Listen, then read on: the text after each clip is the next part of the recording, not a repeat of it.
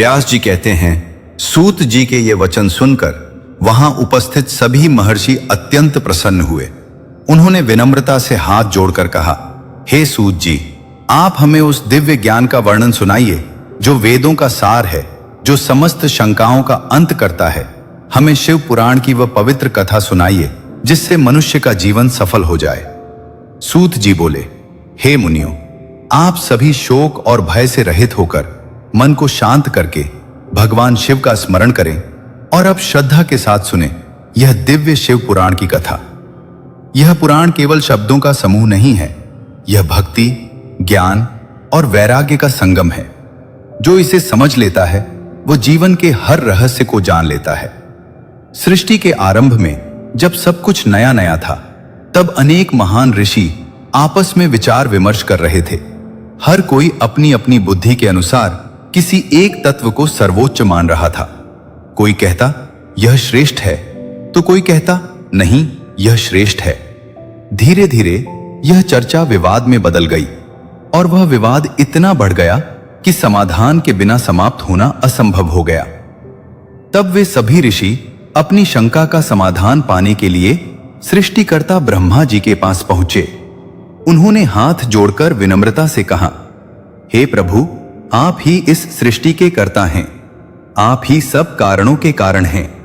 हमें यह बताइए कि इस सृष्टि में सबसे सर्वोच्च तत्व कौन है?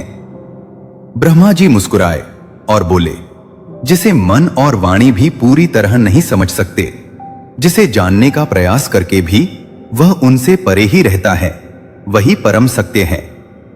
जिससे यह संपूर्ण सृष्टि उत्पन्न हुई, जिसमें यह सब स्थित है और जिसमें अंत में सब विलीन हो जाता है, वही हैं भगवान महादेव। वे ही सर्वज्ञ हैं, वे ही इस संसार के स्वामी हैं, उनसे ऊपर कुछ भी नहीं है। लेकिन उन्हें केवल ज्ञान से नहीं पाया जा सकता, न ही केवल कर्म से। उनका साक्षात्कार केवल भक्ति से होता है। ब्रह्मा जी ने आगे कहा, देवता भी, विष्णु और ब्रह्मा भी उन्हें पाने की इच्छा रखते हैं। जो मनुष्य सच्चे मन से भगवान शिव में भक्ति करता है, वह इस संसार के बंधनों से मुक्त हो जाता है। भक्ति से भगवान की कृपा मिलती है और कृपा से भक्ति बढ़ती है, जैसे बीज से अंकुर और अंकुर से फिर बीज। इसलिए हे महर्षियों, आप सभी पृथ्वी पर जाकर एक महान यज्ञ का आयोजन करें और भगवान शिव की आराधना करें। उनकी कृपा से ही वेदों का सच्चा ज्ञान प्राप्त होता है और अंत में शिव पद की प्राप्ति होती है। सूत जी आगे कहते हैं, भगवान शिव की प्राप्ति के लिए 3 सबसे प्रमुख साधन बताए गए हैं। पहला श्रवण, दूसरा कीर्तन और तीसरा मनन। श्रवण का अर्थ है भगवान के नाम, गुण और लीलाओं को सुनना। कीर्तन का अर्थ है उनका गुणगान करना और मनन का अर्थ है उन्हें अपने मन में निरंतर स्मरण करना। ये तीनों साधन सबसे सरल और सबसे प्रभावशाली हैं। जो मनुष्य इनका अभ्यास करता है वह धीरे धीरे भगवान शिव के निकट पहुंचता है। सूत जी कहते हैं, इस बात को समझाने के लिए मैं आपको एक प्राचीन कथा सुनाता हूं। एक समय मेरे गुरुदेव व्यास जी सरस्वती नदी के तट पर गहन तपस्या कर रहे थे। तभी एक दिन आकाश मार्ग से तेजस्वी सनत कुमार वहां पहुंचे।